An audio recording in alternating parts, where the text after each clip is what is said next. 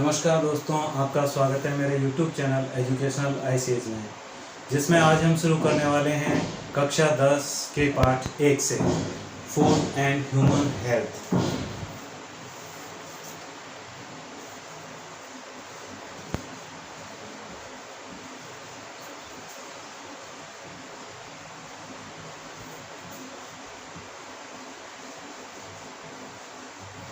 जिसमें हम जानेंगे कि भोजन हमारे स्वास्थ्य को किस प्रकार से प्रभावित करता है। फूड एंड ह्यूमन हेल्थ या भोजन और एवं मानव स्वास्थ्य। इसमें हम जानते हैं कि भोजन जीवन का आधार है।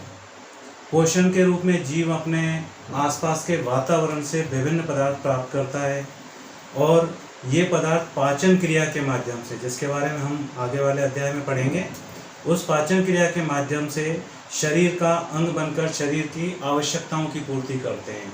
और हमारी जब आवश्यकताओं की पूर्ति हो जाती है तो हम स्वस्थ रहते हैं, अन्यथा हमें कुछ ना कुछ उसमें अनबैलेंसिंग देखने को मिलता है, जिसके कारण हमारा स्वास्थ्य खराब होता है। तो आइए हम आगे बढ़ते हैं। सबसे पहले हम जान लेते हैं कि संतुलित आहार शरीर को मजबूत बनाता है। तो कुछ टॉपिक्स हैं, छोटे छोटे लिखते चलिए।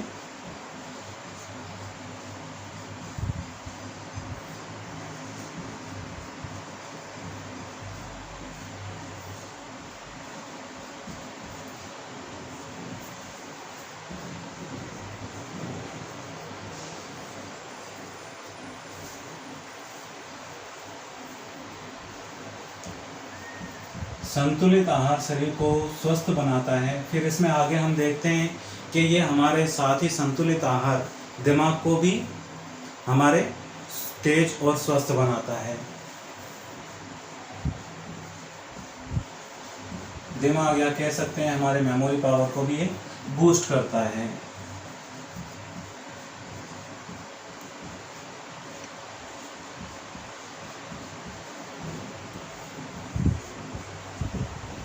इसमें फिर हम आगे देखते हैं कुछ और हमारे विशेषताएं आती हैं। ये हमें क्या करता है, स्वस्थ भोजन अभाव में थकान और अन्य प्रकार के रोग होते हैं उनसे भी हमें बचाता है। लेकिन जब हमें अच्छा भोजन नहीं मिलेगा, अच्छा पोषण नहीं मिलेगा, तो हमें थकान भी महसूस होगी और बीमारियां भी होंगी। इसके अलावा हम इसमें देखते हैं ये हमारे प्रतिरोधक क्षमता को भी बढ़ाता है।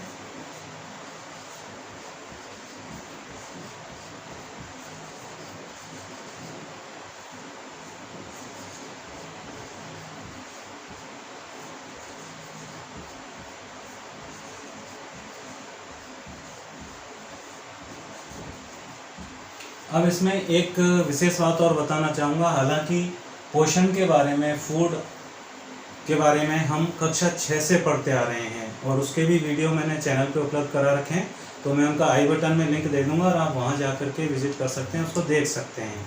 अब आगे बढ़ते हैं हम इसमें कि इसके कुपोषण से हमारे क्या प्रभाव होते हैं।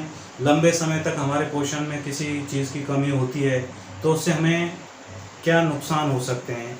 तो इसमें हम देखते हैं कि लंबे समय तक जब पोषण में किसी एक या अधिक पोषक तत्व की कमी हो तो उसे कुपोषण कहेंगे, और जब इनकी कमी होती है तो उसे कहते हैं हम कुपोषण।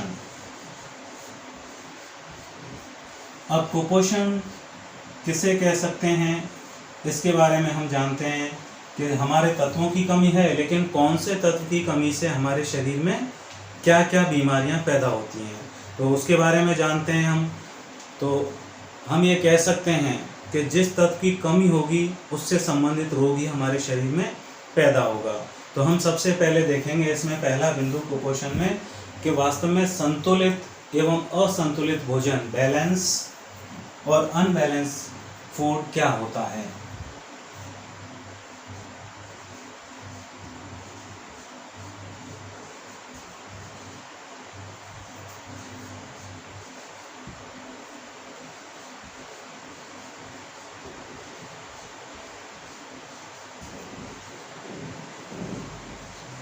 संतुलित और असंतुलित भोजन।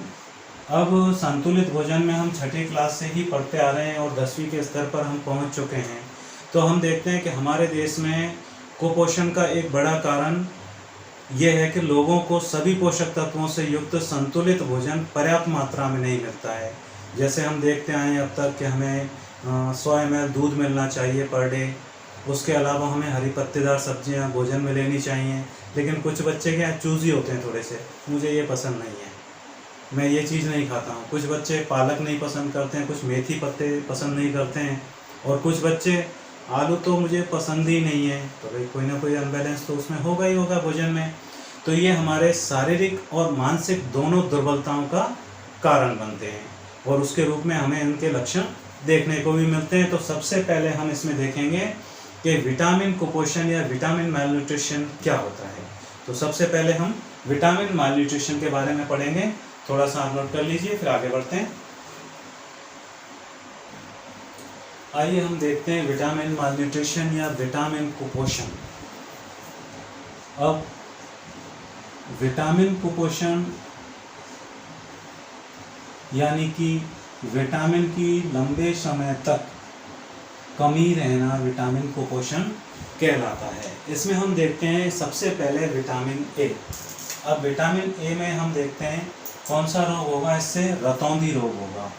रतौंधी रोग यानी कि हमें आम बोलचाल की भाषा में कहते हैं चकाचौंध होना या चौंधिया जाना, जिसे मतलब प्रकाश तेज हो, यानी कि बहुत ज़्यादा एकदम से लाइट सामने जले, या फिर रात में जब हम कभी कहीं जा रहे हैं तो हमें दिखता नहीं है, अचानक से काफ़ी देर तक हमारी आंखें उसके अभ्यस्त नहीं हो पाती हैं। एक आम मनुष्य को जितना समय लगता है उससे कहीं ज़्यादा हमें समय लग जाता है। तो ये रोग होता है रतौंधी। फिर आगे देखते हैं थायमिन, जिसे आम बोलचाल की भाषा में विटामिन B1 कहा जाता है। थायमिन या विटामिन B1 जो इसका रासायनिक नाम है थायमिन। तो ये भी ध्यान में रखें, इससे होता है रोग बेरी। अब इसमें क्या होता है, हृदय की धड़कन में कमी आ जाती है, यानी हार्ट बीट है वो कम हो जाती है, यानी कि जैसे कह सकते हैं एक तरह से कुछ लो बीपी जैसी परेशानी होना। और पेशियां एवं तंत्रिकाएं कमज़ोर हो जाती हैं। पेशियां कमज़ोर हैं तो शारीरिक रूप से कमज़ोर तो रहेगा ही, और तंत्रिकाएं कमज़ोर हैं तो मानसिक रूप से भी उस मनुष्य का या उस प्राणी का विकास नहीं हो पाएगा। इसके बाद हम आगे बढ़ते हैं राइबोफ्लेविन। राइबोफ्लेविन को कहते हैं आम बोलचाल की भाषा में विटामिन B2। और B2 की कमी से जो इसका रासायनिक नाम है वही बीमारी का नाम आता है राइबोफ्लेविनोसिस, यानी कि होंठों का फटना। और दूसरा है स्मृति कमज़ोर होना, याददाश्त कमज़ोर हो जाती है। वही न्यूरोटिक डिसऑर्डर कह सकते हैं इनको, जो इसमें भी था हमारे तंत्रिकाएं कमज़ोर होना, और फिर इसमें भी स्मृति का कमज़ोर होना। यानी कि विटामिन हमें काफ़ी कह सकते हैं कि मानसिक रूप से कमज़ोर कर देते हैं, तो उनकी पूर्ति होना बहुत ही ज़रूरी होता है। इसके बाद आता है हमारे नियासिन या विटामिन B3, जिससे रोग होता है पेलेग्रा। अब ये पेलेग्रा रोग क्या है, जीभ एवं त्वचा पर पपड़ियाँ पड़ना, कुछ ऐसे ब्लैक से स्पॉट आ जाते हैं, हल्के से उस पर पपड़ी जैसा पड़ना शुरू हो जाता है। फिर आता है हमारे एस्कॉर्बिक अम्ल, जिसे हम कहते हैं आम बोलचाल की भाषा में विटामिन C, और इसकी कमी से रोग होता है स्कर्वी यानी मसूड़ों से खून आना। वो कितना ही ब्रश पेस्ट कितना ही अच्छा यूज़ करे, लेकिन उसके मसूड़ों से खून आना बंद नहीं होगा, उसको विटामिन C की पूर्ति अपने शरीर में करनी ही होगी। फिर आता है हमारे कैल्सीफेरॉल, जिसे कहते हैं विटामिन D। इसके बारे में एक बात और बताऊंगा कि आपको, इससे होने वाला रोग कहलाता है रिकेट्स, यानी पैरों की हड्डियां हैं वो मुड़ जाती हैं, थोड़ी टेढ़ी हो जाती हैं। अब आपको एक बात बताता हूँ कि कैल्सीफेरॉल या विटामिन D इसका कोई सोर्स नहीं है, ये हमारा शरीर खुद ही प्रोड्यूस करता है। जब हम वसा, बढ़िया वाली वसा जब यूज़ में लेते हैं हमारे खाने में, जैसे हम घी खाते हैं, अच्छा घी खाते हैं, और जब हम धूप में निकलेंगे तो हमारा शरीर उस वसा को कैल्सीफेरॉल में कन्वर्ट करेगा, और वही हमारे लिए विटामिन D होगा। इसका बाहर से ऐसा कोई सोर्स नहीं है। कुछ लोग बात कहते हैं विटामिन D की टैबलेट ले ली, वो उस प्रक्रिया को थोड़ा बूस्ट कर सकती है, बाकी उसमें विटामिन D की पूर्ति हो जाए ऐसा मैंने कभी पढ़ा नहीं। लेकिन आपको बताना ज़रूरी था। अपना जो हमारा संतुलित भोजन होगा वही हमें हमारे स्वस्थ रहने में मदद करेगा और उसी से हमारा स्वास्थ्य अच्छा रहेगा। एक बार आप चाहें तो स्क्रीनशॉट ले लें या फिर पॉज करके आप लिख सकते हैं। अब अगले बिंदु की तरफ बढ़ते हैं, हमारा प्रोटीन कुपोषण या प्रोटीन मैलन्यूट्रिशन। अब प्रोटीन मैलन्यूट्रिशन क्या होता है? इसमें क्या है कि गरीबी के कारण बहुत से लोग प्रोटीन पर्याप्त मात्रा में नहीं ले पाते हैं। जैसे हमने देखा होगा दालें हैं, आजकल तो उनके रेट्स भी काफ़ी बढ़ रहे हैं और उनकी वजह से क्या है, प्रोटीन का सबसे बड़ा स्रोत हमारे दाल ही है। चाहे सोयाबीन की दाल हो, चाहे मूंग मसूर की दाल हो, उनमें प्रोटीन की मात्रा सर्वाधिक होती है। तो उनके भोजन में वो सम्मिलित नहीं हो पाता है, जिससे सबसे ज़्यादा शिकार होते हैं छोटे बच्चे। अब छोटे बच्चे इनसे शिकार होते हैं और उसके अलावा गर्भवती महिलाएं और किशोरावस्था में प्रोटीन की आवश्यकता बहुत ज़्यादा होती है। बच्चा जब अपना न्यूट्रिशन माँ से प्राप्त कर रहा होता है तो उसे बहुत ज़्यादा प्रोटीन की आवश्यकता होती है, क्योंकि उसके शरीर का निर्माण हो रहा होता है। तो प्रोटीन की कमी से मुख्य रूप से क्वाशियोर,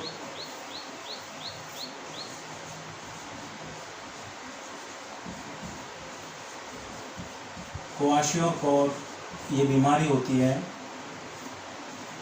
और इनके थोड़े से लगभग मिलते जुलते सिम्टम हैं, तो मैं इनको बता देता हूँ। मैरस्मस होता है एक रोग,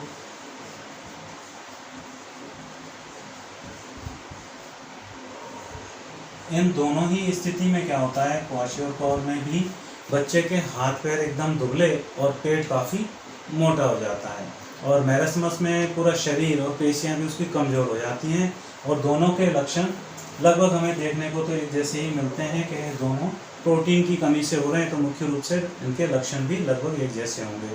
लेकिन इन रोगों के हो जाने से होता क्या है, स्वभाव में बहुत ज़्यादा चिड़चिड़ापन आ जाता है।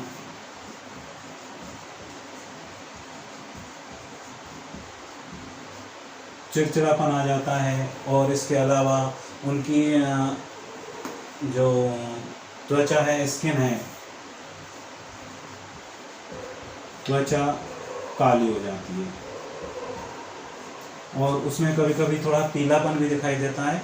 इसके अलावा धब्बेदार होने लग जाती है, स्किन है वो धब्बेदार भी होने लग जाती है, उस पर कुछ स्पॉट्स भी आने लग जाते हैं। तो उससे क्या है कि थोड़ा सा ऐसा हो जाता है, बच्चे का बॉडी फिगर हम कह सकते हैं काफ़ी भद्दा सा, तो वो आगे जा कर के अपने आप को थोड़ा डिप्रेस महसूस करता है उसकी वजह से।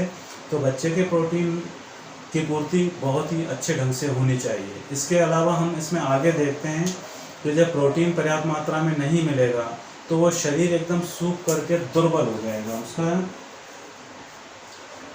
शरीर दुर्बल हो जाएगा। अब शरीर दुर्बल है, मानसिक रूप से कमज़ोर है, तो आगे जा कर के वो काफ़ी रोगों से ग्रसित रहेगा। तो इसे हम कहेंगे मैरस्मस या फिर क्वाशियोर, दोनों के लगभग मिलते जुलते से हैं। तो आइए आगे बढ़ते हैं अब अगले बिंदु की तरफ। इसको थोड़ा सा रफिश कर दो। अब आता है हमारा इसमें तीसरा बिंदु, मिनरल मालन्यूट्रिशन। अब मिनरल या जो खनिज तत्व होते हैं, विभिन्न प्रकार के खनिज भी हमारे शरीर में बहुत महत्वपूर्ण भूमिका निभाते हैं। इनकी कमी से शरीर में कई प्रकार के विकार उत्पन्न हो जाते हैं और उन विकारों के बारे में इस बिंदु में हम जानते हैं। तो इनकी जो कमी है वो हीमोग्लोबिन को भी कम करती है, प्रभावित करती है, जिससे चेहरा पीला पड़ जाता है। और इसके अलावा इससे हमारे कैल्शियम है जो वो हड्डियों को मजबूत बनाता है, उसकी कमी होगी तो हड्डियां हमारी कमज़ोर और थोड़ी सी कह सकते हैं भंगुर या ब्रिटल टाइप की हो जाती हैं, यानी कि बहुत जल्दी टूटने वाली स्थिति हो जाती है। और आयोडीन की कमी से तो हम जानते ही हैं गोइटर या गहना रोग होता है, जो काफ़ी हम देखते हैं और काफ़ी सुनने में भी आता है, उसका टीवी प्रोग्राम्स वगैरह में भी देखते हैं। तो इनसे क्या है कि हमारे शरीर के साथ साथ हमारी मानसिक क्रियाएं भी प्रभावित होती हैं। तो इसी को देखते हैं। सबसे पहले हम देखते हैं सोडियम। अब ये जो सोडियम है ये हमारे शरीर में तंत्रिकीय आवेगों को नियंत्रित करता है। अगर इसकी कमी होगी तो हमारा एक तरह से बॉडी कंट्रोल भी कम हो जाएगा और जो शरीर का विद्युत अपघटन या संतुलन है वो कम हो जाएगा। तो इससे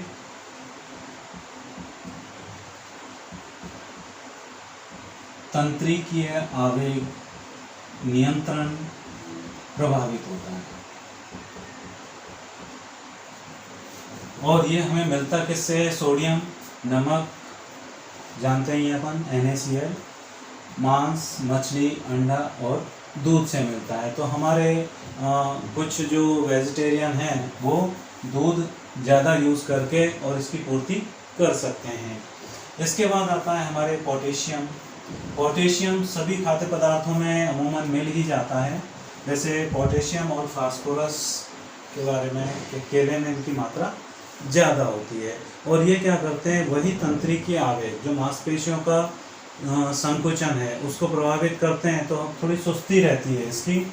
जब पोटेशियम की कमी आती है तो तंत्रिकीय आवेग में कमी के कारण थोड़ा हम कह सकते हैं मांसपेशीय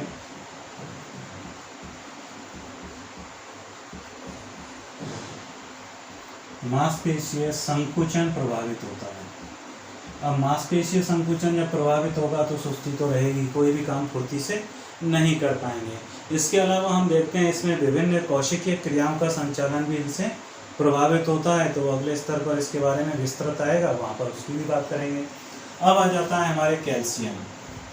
कैल्शियम हमें दूध, अंडा, हरी सब्जी से मिल जाता है। अब इन सारी चीज़ों से जब हमें कैल्शियम मिल रहा है तो जब इनकी कमी होगी तो ये हमारी हड्डियां और दांतों को प्रभावित करता है। हड्डियां और दांत प्रभावित होते हैं।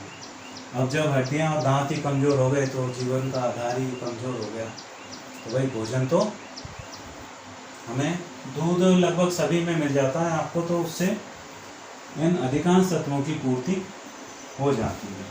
अब आगे बढ़ते हैं, हमारा आता है अगला फास्फोरस।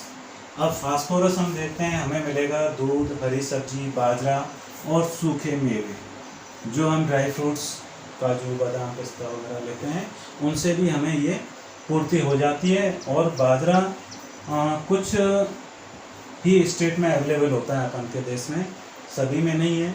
तो अगर ये भी हमारे भोजन में शामिल रहे तो हमें फास्फोरस की आवश्यकता की पूर्ति हो जाती है। अब इससे फास्फोरस की कमी से होता क्या है? इस फास्फोरस की कमी से क्या होता है कि कैल्शियम के साथ मिलकर हड्डियों को और दांतों को मजबूती प्रदान करता है। तो वही इससे भी हड्डियां और दांत प्रभावित होंगे। अगर हमारे फास्फोरस की कमी है शरीर में तो कैल्शियम प्रॉपर ढंग से हमारे शरीर में एब्जॉर्ब नहीं हो पाएगा। तो कहते हैं आपके बोन डेंसिटी कम हो जाती है इसके साथ में। तो वही इन दोनों के कारण ही ये देखने को मिलता है। अब आगे बढ़ते हैं, लौह तत्व सबसे महत्वपूर्ण है। लौह तत्व हमारे शरीर में क्या करता है? ये हीमोग्लोबिन का निर्माण और ऊतक का ऑक्सीकरण, यानी कि हीमोग्लोबिन जब हमारे बनेगा, जिसको डॉक्टर लिखते हैं HB या हीमोग्लोबिन, जिससे हमारा लेवल नॉर्मल रहना चाहिए लगभग 12 से 16 के बीच में, और कुछ डेवलप कंट्रीज में 18 तक भी होता है। कई जो ब्लड डोनेशन करते रहते हैं उनका लेवल 17 तक भी मिल जाता है। तो हम देखते हैं लौह तत्व हमें यकृत, वृक्क, अंडा, मांस, दही और गाजर से भी कुछ मात्रा में लौह तत्व हमें मिलता है। लेकिन सबसे ज़्यादा ये कह सकते हैं हम मांसाहारी लोगों में इसका स्तर अच्छा पाया जाता है। तो ये हमारे क्या करता है? हीमोग्लोबिन का निर्माण करता है। हीमोग्लोबिन हमारे ब्लड का एक पार्ट है जो हमारे शरीर में ऑक्सीजन को एब्जॉर्ब करके और हमारे बॉडी के अलग अलग पार्ट में आवश्यकता के अनुसार पहुंचाता है या फिर ट्रांसपोर्ट करने का काम करता है। अब अगले भाग में हम देखते हैं आगे आयोडीन। आयोडीन मुख्य रूप से हमें नमक, समुद्री भोजन, जो भी सी फूड है उससे हमें ये मिल जाती है। हरी सब्जियों में भी है, जामुन में भी है। अगर आप जामुन के मौसम में डेली 100 ग्राम जामुन खा लें, डेली नहीं, तीसरे दिन खा लीजिए, आपको जीवन में गोइटर या घेंगा रोग नहीं होगा। तो इसकी कमी से होने वाला रोग क्या है? घेंगा रोग है, जिसको हम हमारे आम बोलचाल की भाषा में क्या बोलते हैं? थायरॉक्सिन हार्मोन की कमी हो जाती है।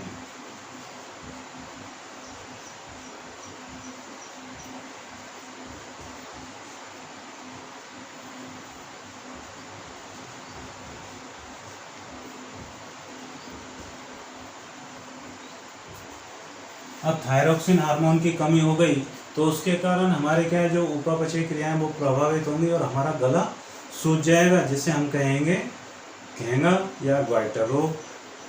आज की वीडियो में इतना ही, फिर मिलते हैं अगले वीडियो में। और यदि आपको इसका इंग्लिश में वीडियो चाहिए तो कमेंट करके यस लिखिएगा और चैनल को सब्सक्राइब करिएगा। मैं आपके लिए इंग्लिश मीडियम की वीडियो भी उपलब्ध कराऊंगा। देखने के लिए धन्यवाद।